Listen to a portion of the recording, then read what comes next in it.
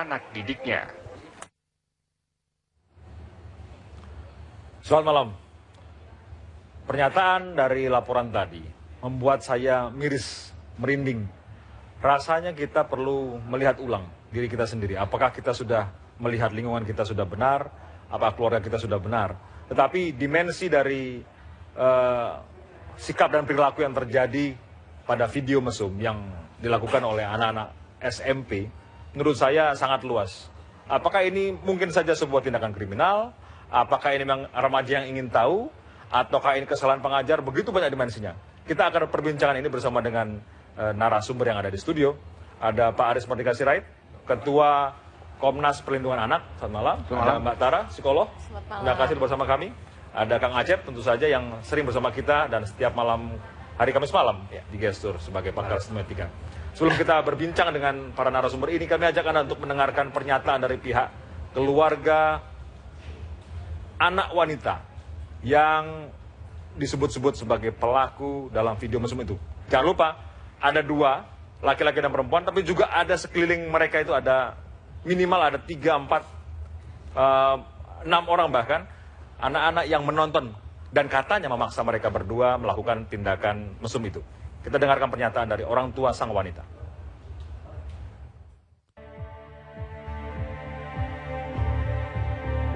Pertama kali sih saya bilang seperti udah kayak orang mati gitu, udah nggak punya harapan, nggak punya. Saya ngungsi itu karena waktu kejadian itu ya kita nggak tahu gitu kan, kita belum ngomong apa-apa, tapi di koran sudah blow up seperti itu kan, gitu. Akhirnya wah ini membahayakan ini, gitu. Besok pasti lebih ini lagi, gitu. Akhirnya telepon berdering terus sama istri saya, semua bilang dari polisi, malam ini juga harus melakukan TKP segala macam gitu ke tempat kejadian itu gitu. Saya pikir ini nggak benar gitu. Akhirnya telepon kakak ipar saya, tolong bantu gitu, gimana saya nggak ini, kamu bawa deh sekeluarga. Saya udah, habis itu kita di sana. Kan nggak merasa seperti penjahat gitu, cuma yang menjadikan itu saya udah jadi sampah masyarakat kelihatannya gitu. Itu yang menjadikan, jadi kita mau keluar juga tidak bisa, mau bagaimana, apalagi anak saya gitu kan gitu ya, gimana gitu kan, tidak orang, sedangkan kita berbuat benar aja orang kan melihatnya kita negatif, apalagi sudah jelas terpampang seperti itu gitu. Mau dijelasin apapun juga nggak bisa. Yang bisa kami lakukan ya udah sembunyi. Hancur. Mesti bagaimana? Sampai sekarang saya nggak pernah ketemu siapapun juga, kecuali ya itu saudara pun saya tidak ada yang tahu. Gitu. Ya, nggak ada. Saya tanggung sendiri sama anak. Malu sekali. Peran saya sekarang ya itu tadi, hancur karena harapan cita-cita anak saya, sama saya malu sekali, sangat-sangat malu. Gitu. Ya ini, seperti tadi awal saya bilang, dia tuh anak yang ceria gitu ya, artinya nggak kelihatan, nggak sedih gitu. Sepanjang kita, artinya gitu, dia memang kalau ada temennya dia kan heboh, suka, seneng gitu, terus ini main apa gitu. Sekarang juga kalau kita temenin gitu, kita duduk, kita ngobrol sama adiknya, sama eyangnya gitu, sepertinya nggak ada masalah gitu. Cuma pas dia sendiri ini gitu, kelihatannya dia, saya tidak tahu kenapa dia diam, nggak gini gitu. Nah, kan kebiasaan dia tidur sama eyangnya kan gitu. Nah itu bilang kalau malam ini anak jadi ngigo terus ya. Dan ngigaunya ya itu takut, saya takut gitu. Akhirnya sekarang itulah orang tua dari sang anak wanita yang menurut pernyataan orang tuanya, ia dipaksa oleh sekelompok anak lain yang memaksa dia untuk melakukan tindakan mesum dengan tujuan, entah dengan tujuan apa, tetapi yang pasti dengan ancaman, menurut orang tua dari sang anak wanita perempuan. Apakah Anda bisa merasakan hancurnya hati seorang tua melihat anaknya seperti itu? Namun pertanyaan berikutnya adalah, ini bukti dekadensi moral atau tindakan kriminal belaka atau rasa ingin tahu remaja? Mbak Tara, sebagai seorang psikolog, Pertama kita lihat videonya dulu ya. Maaf, kita omongkan videonya dulu. Menurut Anda ini tindakan remaja yang bisa punya rasa ingin tahu atau dimensi apa lain? Kalau misalnya kita lihat videonya ya, itu bisa terjadi dua hal. Antara memang itu pemaksaan, artinya dengan kekerasan seksual, atau juga suka sama suka. Karena interpretasi orang bisa beda-beda. Tetapi apapun itu, sesuatu yang tertampilkan belum tentu itu yang sebenarnya, gitu kan? Kalau misalnya anak ini bisa tertawa-tawa, belum tentu emosi yang sebenarnya juga seperti itu. Oh ya? Gitu. Jadi apa? Kalau tertawa itu kan gembira mestinya. Betul, tapi secara psikologis ketika orang berada dalam suatu tekanan, dia bisa menunjukkan emosi dan perilaku yang justru berbeda daripada yang seharusnya. Misalnya, orang tertawa bisa aja itu merupakan cara dia untuk menutupi rasa takutnya, rasa cemasnya, atau harapan ingin diterima oleh lingkungannya, seperti itu. Kita belum tahu latar belakangnya. Tetapi Ya. ketika ada orang-orang di situ memaksa, taruhlah Anda bilang katakan bahwa tertawa itu ekspresi lain. Tetapi mungkinkah rasa remaja itu juga punya rasa ingin tahu? Biasanya kan begitu. Betul. Apakah ini bisa terbaca dalam kalau Anda melihat, tapi kalau tidak tidak apa-apa. Kalau kita melihat dari sisi perkembangan psikoseksual ya, jadi masuk masa puber 13 sampai 18 tahun itu anak punya rasa penasaran yang memang cenderung tinggi, termasuk dalam hal seksual gitu kan. Di sisi lain pada masa itu juga mereka pengen melakukan eksperimentasi dan juga secara sisi kognitifnya mereka ingin melakukan dengan pemikiran sendiri gitu kan, sehingga kadang-kadang kalau misalnya memang tidak ada landasan yang kuat, mereka cenderung lebih mudah terbawa oleh hal-hal yang cenderung negatif gitu. Oke. Kang Acep, wajah orang tua tadi memang sengaja kami blur, kami gelapkan, kami tidak ingin juga kemudian jadi konsumsi publik yang mungkin mempermalukan diri dan keluarga begitu ya. Tapi dari pilihan kata-kata, selain pernyataan bahwa kemungkinan sang anak juga mungkin bisa menikmati, mungkin juga tidak. Tapi yang pasti keluarga berusaha melindungi anak ini karena punya masa depan. Ya. Jadi pilihan katanya defensif. Ya, menurut Anda? saya kira memang itu hal yang manusiawi ya. Kita bisa bayangkan kalau itu terjadi pada kita. Tetapi saya ingin melihat dari sisi gestur anak-anak ini ketika melakukan itu. Saya percaya pada orang tua tadi ya. Jadi saya tidak melihat ada ekspresi yang menikmati ya. Saya tidak melihat itu. Tadi tersenyum. Jadi saya ingin katakan bahwa ini adalah apakah itu dipaksa atau tidak ya. Jadi saya ingin mengatakan bahwa pelaku ini adalah korban. Jadi tidak ada pelaku menurut saya di dalam. Jadi ini gestur-gestur dari korban. Tetapi nanti akan kita perluas gestur korban ini apakah karena apa? Karena kalaupun di situ ada anak yang menyuruh, yang memaksa, maka anak yang memaksa itu juga korban menurut saya. Ya, jadi saya agak kurang setuju dengan kalimat suka sama suka ya untuk anak usia semacam itu. Ya. Jadi ada satu situasi yang membuat dia harus melakukan itu sadar ataupun tidak. Jadi saya ingin katakan satu hal bahwa ini adalah satu gestur anak itu memang gestur korban. Ya, itu gestur korban itu apa? Yang bisa realnya kayak apa? Iya, jadi terus terang saya menonton sedikit ya. Ya, jadi dia menurut saya dia korban dari sebuah lingkungan, satu lingkungan mungkin lingkungan kehidupan kita modernitas media dan lain satu. Tapi kemudian yang lebih penting menurut saya juga dia merupakan dalam tanda kutip salah satu korban dari sistem pendidikan juga menurut saya yang sejauh ini dalam pengamatan saya memang agak dalam tanda kutip agak steril dari soal-soal proses melibatkan anak untuk belajar mengetahui tentang seksualitas, moralitas dan lain-lain. Itu satu ya. Kemudian yang kedua, saya ingin melihat gestur korban yang lain. Siapa itu? Gestur korban yang lain itu adalah masyarakat. Ya. Kenapa saya katakan begini? Karena kenapa masyarakat ikut menyebarkan video ini? Iya kan? Menurut saya masyarakat kan kalau kita katakan bahwa masyarakat itu nggak suka dengan yang permisif, gitu. Pada saat yang itu ada ambivalensi, ya. Jadi dia juga permisif dengan menyebarkan itu. Harusnya kan dia meng-cut. Harusnya cut. Tidak boleh diajak ngobrol orang lain tuh nonton bareng-bareng. Oh iya, luar biasa. Iya. Nggak, sebelum ke Pak Aris dan ke Mbak Tara, ada tersambung ibu sang korban. Kami tidak membuka nama beliau, tapi yang pasti kami berusaha untuk menyatukan rasa prihatin kami dengan situasi seperti ini. Selamat malam Ibu. Malam. Hai. Ibu, kami di sini ada Pak Aris Merdeka Sirait, ada Ibu Tara, ada Kang Acep untuk berbincang dengan Anda berkaitan dengan kasus yang dialami oleh anak Anda. Iya. Kalau boleh, apakah yang bisa Ibu ceritakan kondisi anak Ibu sekarang? Kondisinya masih tetap ya Pak, sama seperti waktu pertama kali terjadi ya. Apalagi sekarang dia sekarang panas terus badannya. Oh, masih Terus- dia sakit. Aha. Iya, nafsu makannya juga masih susah sekali. Terus ada 3 hari ini sering sesak napas. Kami prihatin mendengarnya, Ibu. Kami prihatin. Kalau ia sudah sekolah sekarang? Sudah mulai belum, sampai sekarang belum. Belum sama sekali.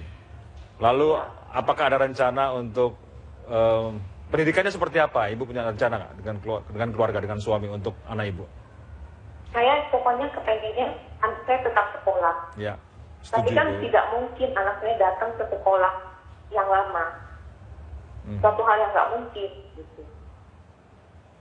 Oke. Saya kepengen pokoknya anak saya tetap bisa melanjutkan sekolah, apalagi dia kan mau ujian kan. Ya, dia punya hak untuk pendidikan, Bu, ya. Pak Aris, Mbak Tara kalau misalkan mau berbincang dengan ibunya silahkan, kita boleh perdalam. Ya, saya sudah tiap hari berbincang. Oh, sudah? Sudah? Ya, beliau dan harapannya bahwa kemarin sudah ketemu dengan wakil gubernur, kepala dinas dan kepala sekolah, itu harus diimplementasikan. Jadi kepala dinas DKI Jakarta harus betul-betul mengimplementasikan pertemuan kemarin pagi bersama dengan keluarga bahwa menjamin hak anak atas pendidikan. Itu dia. Ya, itu penting. Oke. Saya kira itu sudah. Sebelum ke situ, kami pasti akan ke sana, Pak Aris. Tapi kami ingin tahu, kalau boleh, pertanyaan pertama yang mungkin akan sampai kepada kasus ini adalah bagaimana Ibu bisa sampai melaporkan situasi ini ke polisi? Bagaimana caranya? Awalnya saya lihat dari Twitter anak saya, Pak. Jadi pada saat saya Justru buka dari Twitter anak ya? Saya, iya dari Twitter. Jadi saya lihat di situ banyak tweet-tweet yang mengatakan anak saya itu bisa apa pelacur. Terus anak saya dikatakan maaf ya Kak ya cabul. Iya. Anak saya disuruh melacurkan diri dan itu akhirnya saya tanya kenapa kamu bisa ada kata-kata seperti itu di Twitternya. Akhirnya dia cerita semuanya. Tapi terus dari cerita dia, dari nama-nama yang disebut, saya teleponin anak-anak itu. Saya teleponin satu-satu, tapi semuanya pada bilang saya tidak tahu tante, saya tidak tahu tante. Gitu. Dan yang terakhir itu saya bilang, tante udah tahu semua ceritanya. Tante mau kamu ngaku. Saya bilang begitu. Sama Kepada anak-anak itu? Yang geng itu, Kenapa? menurut Ibu itu? Kenapa, Pak? Anda bertanya pada geng itu? Tidak. Nama Dan yang disebut saya tanya anak Anda. kepada si A, terakhir itu telekomunikasi saya terakhir pada si A. Ada apa? Saya bilang gitu. Dia bilang, nggak tahu tante. Saya nggak tahu itu. Tapi ternyata dia SMS anak saya. Lu cerita apa sama mami lu? Katanya gitu. Waduh, Terus itu. anak saya jawab, gue udah cerita semua ke nyokap gue. Nyokap gue udah tahu dan mau lapor polisi. Bilang gitu. Terus si A bilang, oh diam, sambil dia tulis WKWK ya wak gitu. Itu kan kayak gitu loh Pak. Wah, baik Ibu, kami perlu diskusi ini juga dari kacamata psikolog dan juga dari pakar komunikasi. Karena menurut saya ini menjadi sangat penting untuk memperdalam pernyataan-pernyataan aneh tadi dari teman-teman anak Ibu. Kita break dulu Bu, Ibu jangan kemana-mana ya, kami akan kembali dengan Anda dan juga di Gestur.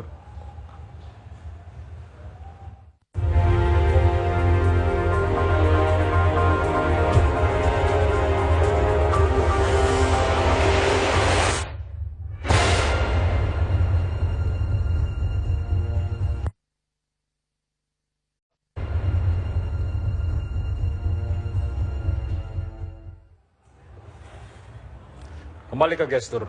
Kita masih bersama dengan Ibu sang korban. Ibu masih bersama kami kan? Halo Ibu. Saya dengar. Ya Ibu. Saya mendengar bahwa anak Ibu punya, saya mendengar di luar bahwa anak Ibu melakukan itu karena suka sama suka, karena memiliki hubungan asmara dengan sang pria. Dan kemudian Oh, tidak. melakukannya di teman-teman karena mereka bisa mengekspresikan itu. Apa komentar Ibu? Tidak ada hubungan sama sekali. Tidak ada Karena hubungan saya sama punya sekali. bukti penolakan. Mhm. Jadi anak saya menolak pelaku. Mhm. Anak saya bilang di WhatsApp-nya, saya tolak perhatian kamu, gue tolak perhatian lu, gue tolak sayang lu, gue tolak cinta lu. Itu ada buktinya. Sang anak Ibu mengatakan seperti itu. Iya, ada buktinya sampai Ada sekarang. bukti yang masih juga saya simpan. tertulis. Iya, melalui WhatsApp. Oke. Kemudian untuk bisa memperkuat laporan Ibu kepada polisi bahwa anak Ibu justru menjadi korban di situ, selain WhatsApp tadi, apakah juga ada ancaman-ancaman lain juga diterima? Oh iya, saya terima. Saya sudah serahkan juga ke Bapak Sirait itu Kalau dari Twitter pun ada ancaman untuk dibully kembali. Itu ada tulisan jangan terlalu dibully nanti sakit jiwa. Oh. Yang Terus menulis ada itu lagi. siapa, Bu? Kenapa? Yang menulis seperti itu siapa? Temannya, teman sekolahnya yang termasuk salah satu yang diperiksa itu. Oke. Itu terus ada lagi juga temannya cerita ada 2 orang. Dalam bahasa Indonesia, gue cari lo untuk gue bunuh dengan tangan gue. Dari apa yang sudah ditanggapi pihak kepolisian maupun pihak guru terhadap pernyataan Ibu, bagaimana terakhir? Maksudnya gimana? Ibu melaporkan pada polisi, Ibu melaporkan juga pada pihak sekolah. Apa tanggapan keduanya bahwa justru anak Ibu korban, bahwa video itu dilakukan bukan atas dasar suka sama suka? Kalau saya lapor ke pihak sekolah besoknya, Pak. Ya. Karena kan yang saya pikirkan adalah kelangsungan pendidikan anak saya. Jadi saya ke sekolah, saya minta izin untuk anak saya tidak hadir ke sekolah kan. Itu, tapi kenyataannya waktu yang dikasih hanya 1 minggu. Saya pikir suatu hal yang nggak mungkin seminggu kemudian anak saya hadir. Jadi saya minta sampai masalah ini selesai. Dan saya minta kalau memang tidak bisa, minta homeschooling atau saya setiap hari datang, nggak apa-apa saya ambil pelajarannya, tapi tidak dikasih. Maksudnya permintaan saya tidak dikabulkan. Jadi kalau maunya seperti itu, saya suruh keluar dari sekolah, cari sekolah lain. Oke. Ibu, yang terakhir untuk Anda. Apa yang Anda harapkan dari pihak kepolisian? Karena ini menurut saya sudah sampai kepada tahap tindakan kriminal, walaupun yang menyatakan itu cuma hanya lewat Twitter dan mereka masih anak-anak, masih remaja. Apa yang Anda inginkan? Saya nggak ngerti hukum ya Pak ya. Udah saya serahkan ke kepolisian. Cuman yang saya pikirkan dan yang saya perjuangkan adalah kelanjutan sekolah anak saya, itu aja. Udah 2 minggu lebih kan anak saya nggak sekolah. Oke. Baik Ibu, terima kasih telah bersama kami dan menyampaikan apa yang menjadi unek-unek Anda. Sekali lagi kami prihatin atas apa yang terjadi pada anak Ibu. Selamat Ya, malam. terima kasih. Mbak Tara, ada informasi bahwa sekolah itu pernah terjadi beberapa kali hubungan seks pada saat jam sekolah. Atau mungkin setelah jam sekolah. Itu informasi yang kami terima, entah kebenarannya. Tapi faktanya apakah anak-anak ini betul-betul sudah ada mengalami dekadensi moral ketika situasi ini terjadi berulang? Sebenarnya untuk bisa memahami perilaku seksual ini ya, faktornya itu banyak sekali. Baik dari sisi anaknya, dari sisi sekolah juga, dari sisi orang tua juga. Orang tua itu juga punya peran yang amat sangat tinggi ya. Belum lagi globalisasi internet, artinya anak bisa mengakses informasi mengenai sexuality juga dengan sangat mudahnya, dan media cenderung memaparkan hubungan seksual tuh secara positif kan, sehingga kan rasa penasaran anak jadi semakin tinggi. Kemudian dari selain itu kita harus lihat juga dari sisi keluarganya. Apakah anak ini punya hubungan yang erat dengan keluarganya? Kenapa? Karena berdasarkan penelitian, anak yang memiliki hubungan yang erat dengan orang tuanya lebih punya kemungkinan kecil untuk melakukan perilaku negatif seksual ataupun eksperimentasi seksual gitu. Karena gimana pun juga keluarga itu kan yang bisa memberikan nilai-nilai kan. Oke. Gitu. Jadi kalau misalnya punya hubungan yang dekat, otomatis anak lebih akan mendengarkan nasihat orang tua. Orang tua pun juga lebih, artinya ada komunikasi yang positif lah antara orang tua dan anak. Itu faktanya. Pak Aris, sebentar Pak. Pak Aris ini informasinya anak ini anak pintar. Tapi juga anak yang punya rasa ingin tahu. Punya anak yang ingin diterima oleh kelompoknya. Anda sudah ngobrol dengan keluarga dan tentu saja anak itu. Kesimpulannya? Kesimpulannya yang saya lihat adalah ini salah satu bentuk bullying baru. Bullying baru. Kalau yang dulu itu lebih pada pengucilan, pemalakan, mendiskriminasi dalam kelompoknya, persaingan-persaingan di antara remaja dan sebagainya. Tetapi sekarang bentuknya adalah ini sedang berkembang, bullying yang dipengaruhi dengan mengimitasi situs jejaring internet dan sebagainya. Itu dalam bentuk kekerasan seksual. Ini yang terjadi. Jadi orang jangan melihat sepotong tanggal 27 dan itu tidak benar juga. Yang disebarkan ke publik. Iya, itu. Jadi saya kira disayangkan, sangat disayangkan mengambil kesimpulan bahwa itu suka sama suka. Padahal sebenarnya ada peristiwa-peristiwa sejak bulan Juni, Juli, Agustus, September itu puncaknya tanggal 13 Oktober, di mana F dan AE itu difasilitasi untuk di satu ruangan, yang mereka tidak tahu itu diambil gambarnya, lalu itu dipakai juga sebagai bully lagi untuk melakukan tanggal 20 Oktober. 20 September, lalu kemudian itu dipakai lagi untuk memaksa anak tanggal 27 dengan paksaan misalnya memberitahu kepada guru killer mereka sebut di sana, karena semua siswa-siswi itu berebut untuk kelas 91, kelas unggulan. Jadi kalau itu diketahui dengan diberitahu kepada publik, kepada senior, mereka sangat takut kalau itu diedarkan. Akhirnya terjadilah skenario yang dilakukan oleh 5 orang itu dimotori oleh A di satu ruangan yang sama terjadi sebelumnya. Dan setiap kali melakukan pertemuan itu kian sophisticated, kian hebat gitu. Betul. Jadi semakin banyak ancaman-ancaman dilakukan dan itu semakin ketakutan. Jadi kalau misalnya yang beredar sekarang video itu dilihat hanya sepotong. Jadi kalau misalnya dia tertawa-tertawa itu menurut pengakuan korban itu diminta sebelum melakukan itu skenarionya harus tertawa dan enjoy. Gestur ini akan kita korek nanti habis ini. Mas Acep akan bisa ngobrol dan plus kami undang juru bicara Kementerian Pendidikan dan Kebudayaan, Mas Ibnu Ahmad, untuk berbincang di sini dan kami akan kembali dengan perbincangan lengkapnya saat lagi. Selamat malam. Malam. Mari silakan.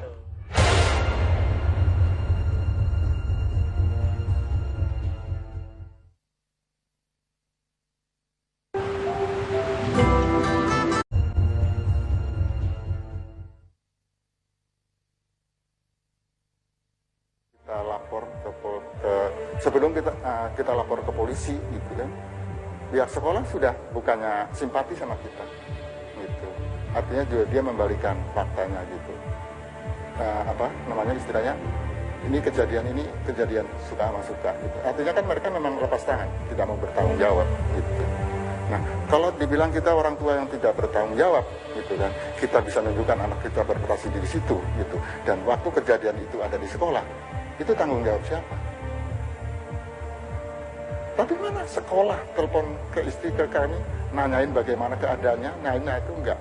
Waktu telepon itu bukan ngajak gitu, dia minta ke kami gitu untuk mediasi. Kenapa minta mediasi? Kenapa waktu kita datang ke sekolah nggak dilayani? Gitu. Sekarang begitu kita sudah lapor polisi, minta mediasi. Gitu. Kan berarti ibu tahu kan? Gitu. Bisa dibaca. Mereka mau ngajak menyelesaikan masalah, mau tanggung jawab, apa mau sembunyi? Kalau nuntut enggak, ya gitu. Artinya saya minta gitu, apapun nanti bentuknya itu, anak saya tetap dua-duanya.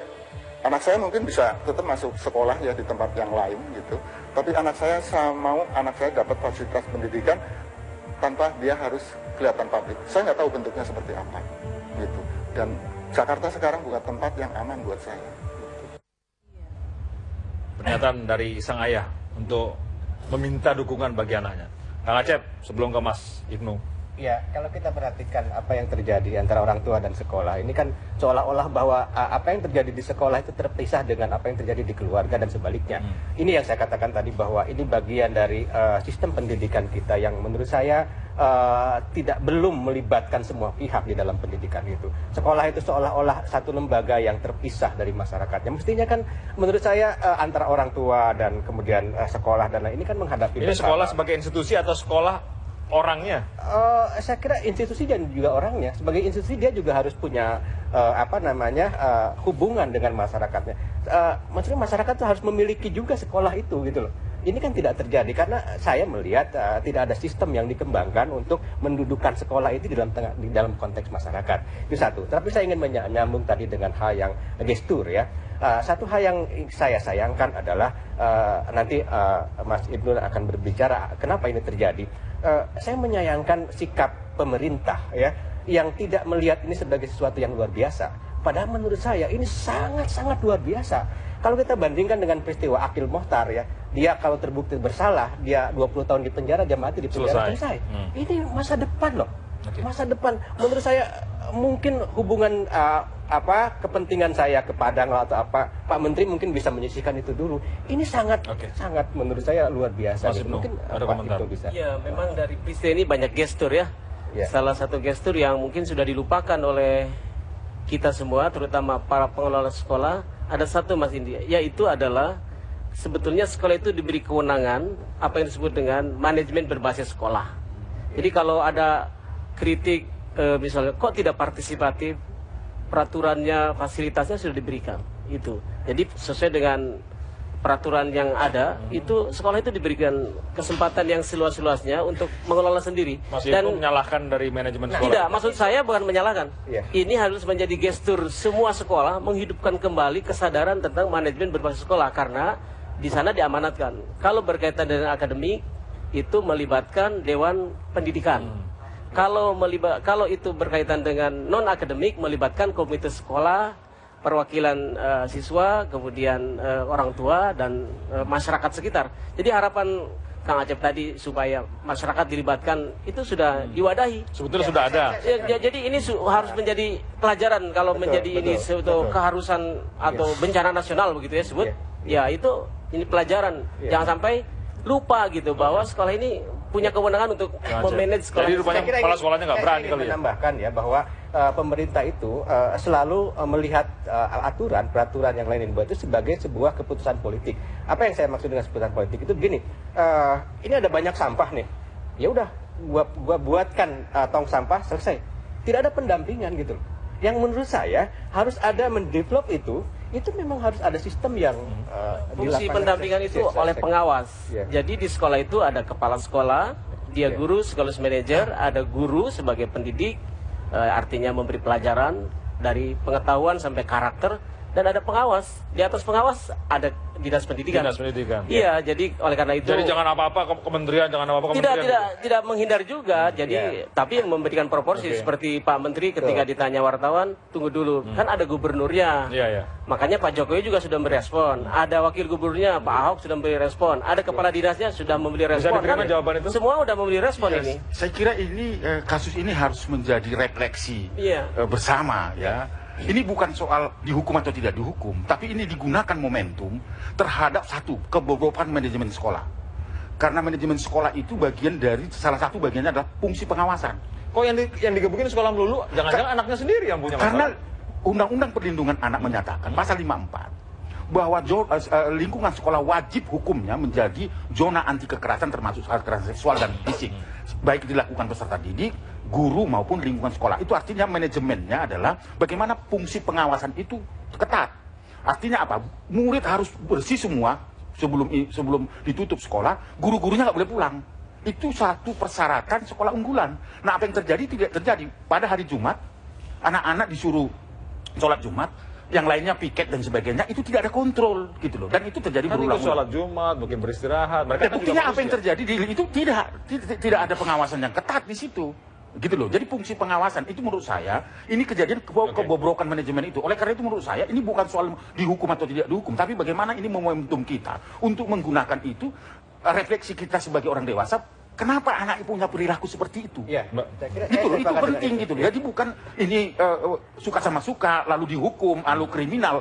Besok lagi akan terjadi kalau misalnya dihukum, ada sekitar sekian orang itu mau dihukum, lalu dikeluarkan dari sekolah. Apakah itu menyelesaikan masalah? Tapi sekali lagi tentu saya mau mengatakan bukan membenarkan perilaku itu, bukan. Tetapi itu harus kita pakai sebagai momentum untuk kita mendidik anak. Momentumnya kita akan diskusikan sesaat lagi. Kita break dulu. Kami akan kembali. Karena ini persoalan penting, bencana nasional kalau bisa saya bilang untuk urusan psikologi anak-anak di sekolah.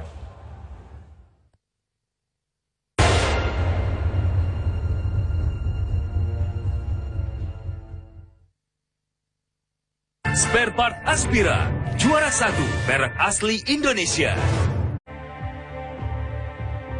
Saya nggak percaya gitu. Kan satu orang persis gitu.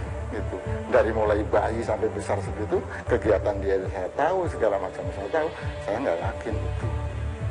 Saya nggak yakin gitu. Tanpa adanya suatu rekayasa atau perbuatan yang menjebak dia, saya nggak yakin itu terjadi.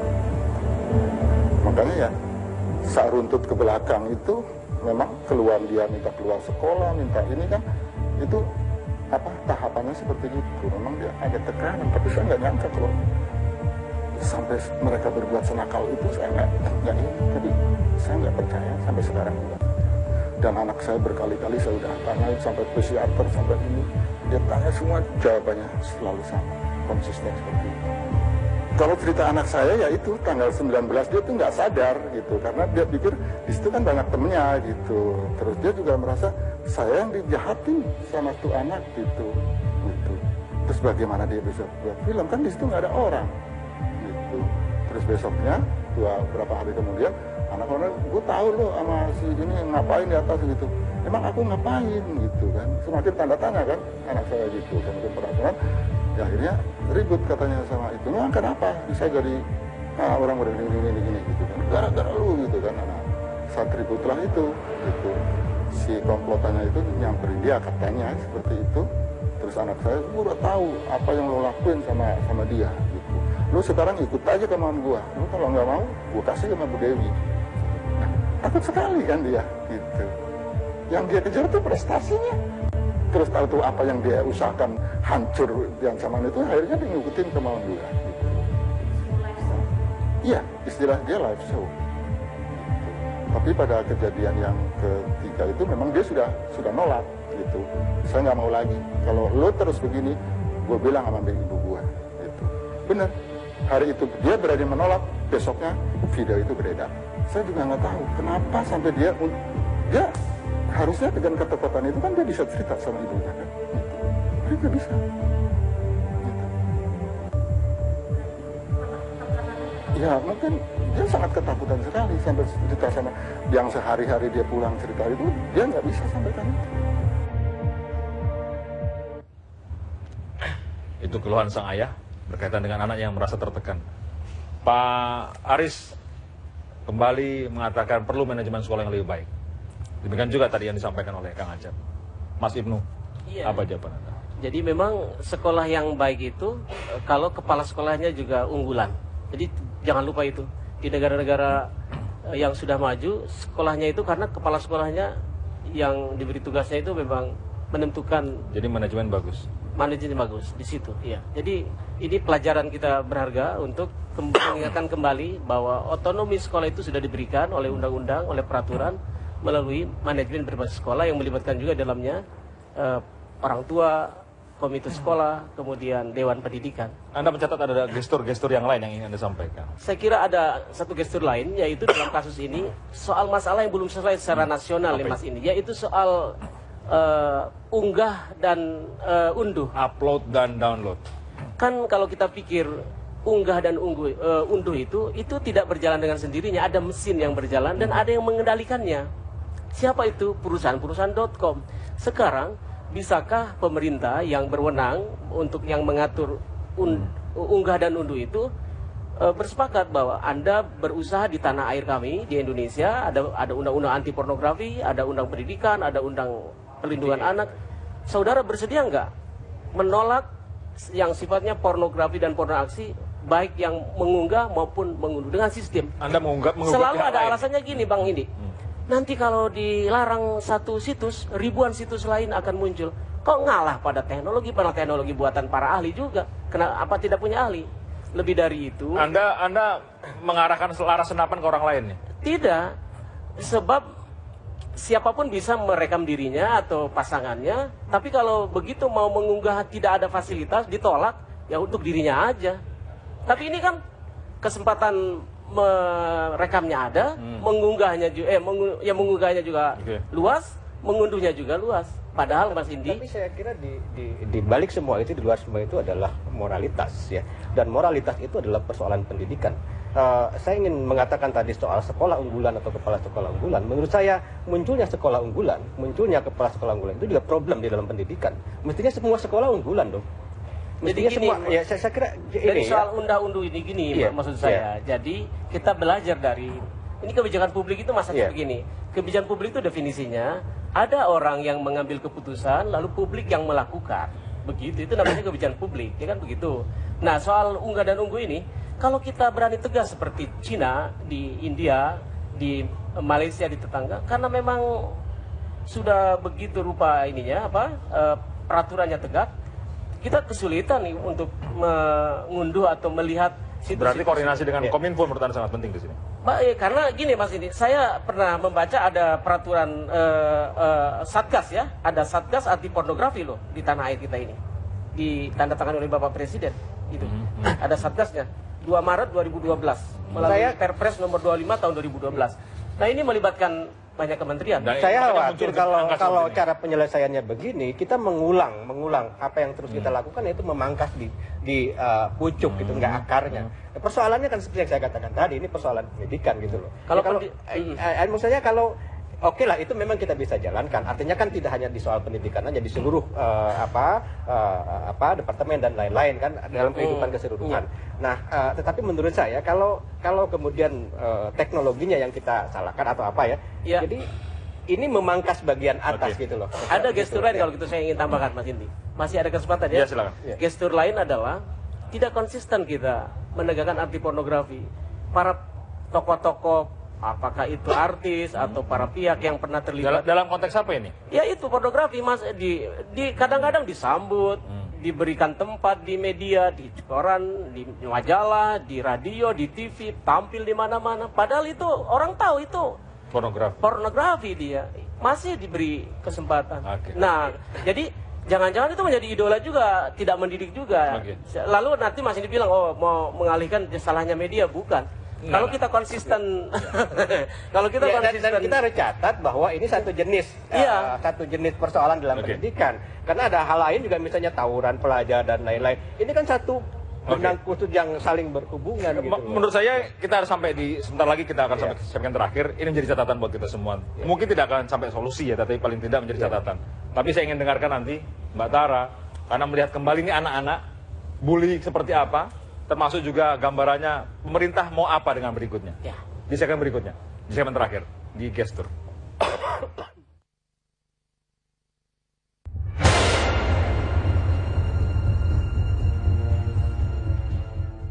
Minum Torabika.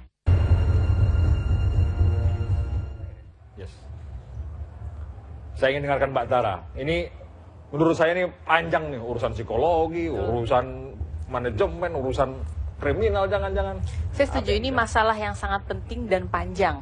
Jadi kalau sebenarnya ya, kalau ini kan perilaku remaja. Ini kita bicara masa depan anak-anak loh, masa depan remaja. Jadi ada baiknya supaya kita juga tidak melempar masalah ini, apakah ini salah ini, apakah salah itu. Tapi ini saya rasa faktornya terlalu banyak gitu. Jadi baiknya mau semuanya introspeksi satu persatu.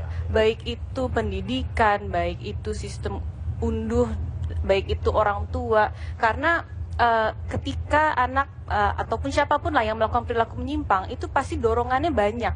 Nggak cuma kan satu hal kemudian dia melakukan hal yang menyimpang, itu pasti faktornya banyak sekali. Jadi ada baiknya supaya kita tidak saling menyalahkan, tapi kita juga harus bisa lihat dari sisi entah itu pelaku, baik itu juga korban, sebenarnya apa sih yang terjadi. Karena mereka masih anak-anak, dan ini kan kelangsungan ke depannya mereka traumatisnya ini kan dari peristiwa ini kan besar sekali gitu. Layak untuk diperhatikan. Pak Aris.